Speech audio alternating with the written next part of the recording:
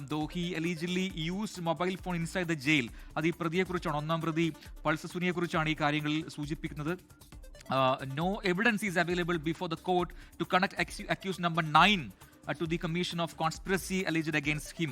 അതായത് 8-9 പ്രതികൾക്കൊക്കെ ചുമത്തപ്പെട്ടിരിക്കുന്ന ഈ ഗൂഢാചരണ കുറ്റം അത് നിലനിൽക്കില്ല എന്ന് കോടതി വ്യക്തമാക്കുന്നുണ്ട്. അതിൽ ഒന്ന്, ഈ മൊബൈൽ ഫോൺ ജയിലിനകത്ത് തരപ്പെടുത്തി കൊടുത്തു എന്നൊക്കെ അടക്കമുള്ള കാര്യങ്ങളുണ്ട്. പക്ഷേ അതിലൊന്നും കൃത്യമായ തെളിവുകൾ ഹാജരാക്കാൻ പ്രോസിക്യൂഷന് കഴിഞ്ഞില്ല എന്ന് കോടതി ഇതിൽ കൃത്യമായി തന്നെ ബോധ്യപ്പെടുത്തുന്നുണ്ട്. He allegedly used mobile phone inside the jail, but no evidence is available before the court to connect accused number 9 to the commission of conspiracy alleged against him. ഈ ഗൂഢാലോചന കുറ്റവുമായി ബന്ധപ്പെട്ട് 8-9 പ്രതികൾക്കെതിരെ നേരത്തെ വകുപ്പുകൾ ചുമത്തപ്പെട്ടിരുന്നു. പക്ഷേ അതുമായി ബന്ധപ്പെട്ട തെളിവുകൾ ഹാജരാക്കാൻ പ്രോസിക്യൂഷന് സാധിച്ചില്ല എന്നാണ് കോടതി ഇതിൽ പറയുന്നത്.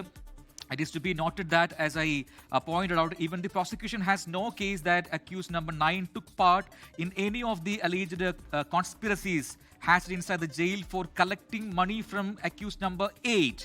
അതായത് 8-ാം പ്രതിയായ ദിലീപിൽ നിന്നും പണം കിട്ടാൻ, അല്ലെങ്കിൽ പണം അപഹരിക്കാൻ, അല്ലെങ്കിൽ പണം എടുക്കാനുമായി ബന്ധപ്പെട്ട ഗൂഢാലോചന അത് ജയിലിൽ വെച്ച് നടന്നു എന്ന് പറയുന്നു. പക്ഷേ അതുമായി ബന്ധപ്പെട്ട ഒരു തെളിവും പ്രോസിക്യൂഷന് ഹാജരാക്കാൻ കഴിഞ്ഞില്ല എന്ന രീതിയിലുള്ള വിവരങ്ങൾ കൂടി ഇതിനകത്ത് പറയുന്നുണ്ട്. So far as the mere reason that the allegedly kept the mobile phone secretly in jail, it cannot be stated that he participated in the conspiracy.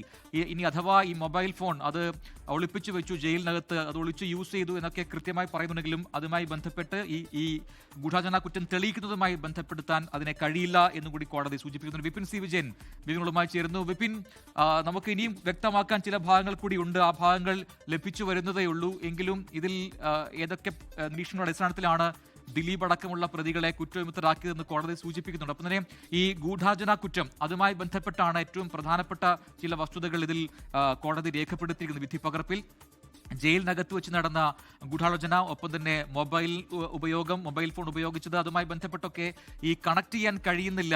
അതുമായി ബന്ധപ്പെട്ട തെളിവുകൾ മൊബൈൽ ഫോൺ ഉപയോഗിച്ചെങ്കിൽ കൂടി അത് ഈ കേസുമായി ബന്ധപ്പെട്ട ഗൂഢാലോചനയാണോ എന്ന് തെളിയിക്കാൻ പ്രോസിക്യൂഷൻ പരാജയപ്പെട്ടു എന്നൊക്കെ ഈ 1545 പേജിലൊക്കെ കൃത്യമായി കോടതി പറയുന്നുണ്ടല്ലോ. അതേ പ്രജിന്, ഇതിൽ കുറച്ചുകൂടി വ്യക്തത വരേണ്ടതുണ്ട്. എങ്കിൽ പോലും ഇപ്പോൾ 8-ാം പ്രതിയായിട്ടുള്ള ദിലീപും വിചാരണ കോടതി ജഡ്ജിക്കെതിരെ രംഗത്ത് വന്നിട്ടുണ്ടായിരുന്നു എന്നുള്ളതാണ് ഇതിൽ എടുത്തു പറയേണ്ടത്. പ്രോസിക്യൂഷനെ പോലെ തന്നെ നടൻ ദിലീപും ഈ വിചാരണ കോടതി ജഡ്ജിക്കെതിരെ രംഗത്ത് വരികയും സംസാരിക്കുകയും ചെയ്തിട്ടുണ്ടായിരുന്നു. ഈ ഒരു സമയത്ത് നീതി നടക്കട്ടെ, ആകാശം ഇടിഞ്ഞു വീണാലും എന്നുള്ളൊരു പ്രയോഗം തന്നെ ഇപ്പോൾ ഈ ഒരു വിധി പകർപ്പിൽ ജഡ്ജ്മെന്റിന്റെ ഭാഗമായി തന്നെ എഴുതി ചേർത്തിട്ടുള്ളത്. അതൊക്കെ തന്നെ, അതായത് ജഡ്ജിനെതിരെയോ ഈ കോടതിക്കെതിരെയോ വന്നിട്ടുള്ള എല്ലാ പരാമർശങ്ങളും അവഗണനയോടെ തള്ളിക്കളയുന്നു എന്നുള്ളതിലുമാണ് ഇതിൽ പറഞ്ഞിരിക്കുന്നത്. ദിലീപ് അന്വേഷണ ഉദ്യോഗസ്ഥർക്കെതിരെയും പ്രോസിക്യൂഷനെതിരെയും ആരോപണങ്ങൾ ഉയർത്തി ഇക്കാര്യങ്ങൾ കോടതി മുഖവിലക്കെടുക്കുന്നില്ല എന്നുള്ളതാണ് പറഞ്ഞിരിക്കുന്നത്. ദിലീപ് ജഡ്ജിയെ സ്വാധീനിക്കാൻ എന്നുള്ളതാണ് അത് ആദ്യം മുതൽ തന്നെ പറയപ്പെടുന്ന ഒരു പരാതിയാണ്. അത് ഈ വിധിന്യായത്തിൽ ഉൾപ്പെട്ടിരിക്കുന്നു എന്നുള്ളതാണ്. സ്വാധീനിക്കാൻ ശ്രമിച്ചു എന്നുള്ളതായിരുന്നു പ്രോസിക്യൂഷന്റെ ഒരു പരാതിയുള്ളത്. അത്തരത്തിൽ ഒരു പരാമർശം പ്രോസിക്യൂഷന്റെ ഭാഗത്തുനിന്നുണ്ടായി. അങ്ങനെ ജഡ്ജിയെ സ്വാധീനിക്കാൻ ഈ അന്ന് പ്രതിപട്ടികയിൽ ഉണ്ടായി 8-ാം പ്രതിയായിരുന്ന ദിലീപ് ശ്രമിച്ചു എന്നുള്ള ഒരു പ്രയോഗം ഈ ഒരു വിധിന്യായത്തിൽ പറയുന്നുണ്ട്.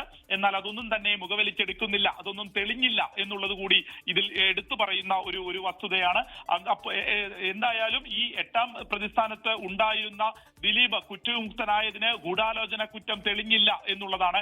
പക്ഷേ അതിലെവിടെയൊക്കെയാണ് വീഴ്ച പ്രോസിക്യൂഷന് സംഭവിച്ചത് എന്നതിനെ സംബന്ധിച്ച് കുറച്ചുകൂടി അതിൽ ഒരു ആഴത്തിലുള്ള ഒരു വായന തന്നെ ആവശ്യമായിട്ട് വരും. കാരണം അത് ഒരു പേജിൽ നിന്ന് മറ്റൊന്നുള്ളത് തുടർച്ചയാണ്. നമുക്കറിയാവുന്നതുപോലെ തന്നെ 7.5 വർഷം നീണ്ട വിചാരണയാണ്. ആ വിചാരണ കലയുടെ വിവരങ്ങളെല്ലാം തന്നെ വിശദമായി ഇതിൽ എഴുതി ചേർത്തിട്ടുണ്ട്. ഈ പറഞ്ഞതുപോലെ തന്നെ ജയിലിൽ കടന്നപ്പോഴുള്ള സംഭവം, അതിനുശേഷം നടന്നിട്ടുള്ള നിരവധി നാടകീയ സംഭവങ്ങൾ നടന്നിട്ടുള്ള ഒരു കേസാണ്.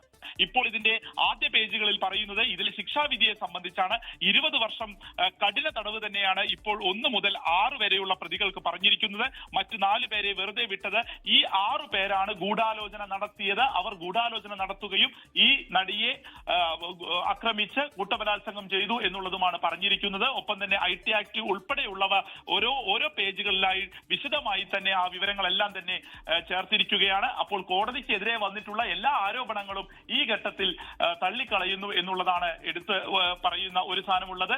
ഈ നിയമ സംവിധാനത്തെ ഇത്തരത്തിൽ ഇടിച്ചു താഴ്ത്തുന്നതിന് വേണ്ടിയിട്ടുള്ള ഒരു ശ്രമങ്ങളെയും അംഗീകരിക്കുന്നില്ല, അത് തള്ളിക്കളയുന്നു എന്നുള്ളത് കൂടിയാണ് ഹണിയം വർഗീസിന്റെ ബെഞ്ച് ഈ ഒരു വിധിന്യായത്തിൽ ഇപ്പോൾ വ്യക്തമാക്കുന്നത്. പ്രജിൻ. യെസ്, വിപിൻ സി വിജയനൊപ്പം വിഷ്ണു സുരേഷുമാണ് വിശദാംശങ്ങൾ നൽകിക്കൊണ്ടിരിക്കുന്നത്. എന്തായാലും നടിയെ ആക്രമിച്ച കേസുമായി ബന്ധപ്പെട്ട് ഇന്ന് പ്രിൻസിപ്പൽ സെഷൻസ് കോടതി ജഡ്ജി നടത്തിയ വിധി ആ വിധിയുടെ ആ ഉത്തരവിന്റെ കൂടുതൽ വിവരങ്ങൾ ഒപ്പം തന്നെ വിധി പകർപ്പ് ഇപ്പോൾ 24-ന് ലഭിച്ചിരിക്കുന്നു. ഓരോ പ്രതിക്കും ഇതിൽ പ്രത്യേകിച്ചും 1 മുതൽ 6 വരെ പ്രതികൾക്ക് നൽകിയ തടവ് ശിക്ഷ കഠിന തടവാണ്. അത് 20 വർഷമാണ്. അത് ഏതൊക്കെ നിരീക്ഷണങ്ങൾ ഏതൊക്കെ വകുപ്പുകൾ ചുമത്തിയാണ് അത് നൽകിയിരിക്കുന്നത്, അത്തരം കാര്യങ്ങൾ ഇതിൽ കൃത്യമായി പറയുന്നുണ്ടൊപ്പം തന്നെ ഓരോ ഘട്ടങ്ങളിലും ഈ കേസിൽ ഈ പ്രതികളുടെ പങ്കെന്താണ് എന്ന് കൃത്യമായി ഓരോ പേജിലും അത് വളരെ വ്യക്തമായി തന്നെ വിശദമായി തന്നെ കോടതി എഴുതി ചേർത്തിട്ടുണ്ട് ഈ വിധി ന്യായത്തിൽ, വിധി പകർപ്പിൽ, വിധിയിൽ. അതോടൊപ്പം തന്നെ മറ്റു പ്രതികളെ ഏറ്റവും പ്രധാനപ്പെട്ടത് അക്യൂസ് നമ്പർ 8 8-ാം പ്രതി ദിലീപിനെ എന്തുകൊണ്ട് കോടതി വെറുതെ വിട്ടു എന്നതുമായി ബന്ധപ്പെട്ട ചില വിവരങ്ങൾ കൂടി, വളരെ വൈറ്റലായ വിവരങ്ങൾ കൂടി ഈ വിധി ന്യായത്തിൽ പറയുന്നുണ്ട്. ദിലീപിനെതിരെ ചുമത്തപ്പെട്ട ചില വകുപ്പുകൾ, അത് പ്രധാനമായും 120B അടക്കമുള്ള വകുപ്പുകൾ ചുമത്തപ്പെട്ടിരുന്നു ഗൂഢാലോചന. പക്ഷേ അത് തെളിയിക്കാനുള്ള ശ്രമങ്ങൾ, തെളിയിക്കാനുള്ള തെളിവുകൾ അത് പ്രോസിക്യൂഷൻ ഹാജരാക്കാൻ കഴിഞ്ഞില്ല, അത് നിലനിൽക്കില്ല. അതുകൊണ്ട് തന്നെ ഈ കേസിൽ നിന്നും കുറ്റവിമുക്തനാക്കുകയാണ് 8-ാം പ്രതിയായ ദിലീപിനെ എന്നുകൂടി വ്യക്തമാക്കുന്നുണ്ട്. ലോകത്തെവിടെയായാലും ഏത് സമയത്തും 24 വാർത്തകളും ഓഗ്മെന്റഡ് റിയാലിറ്റി പാക്കേജുകളും എക്സ്പ്ലെയിനറുകളും വിശദമായി കാണാൻ ഞങ്ങളുടെ യൂട്യൂബ് ചാനൽ നിങ്ങൾക്ക് സബ്സ്ക്രൈബ് ചെയ്യാം.